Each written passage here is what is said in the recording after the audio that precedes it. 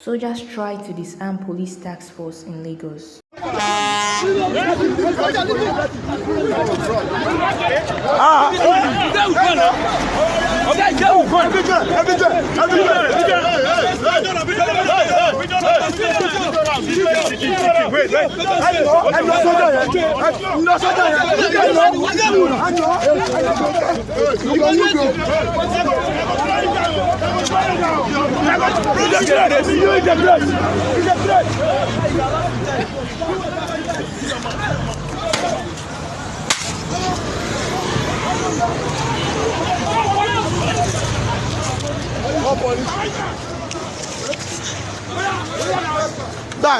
Fi pa ojú táwọn jọ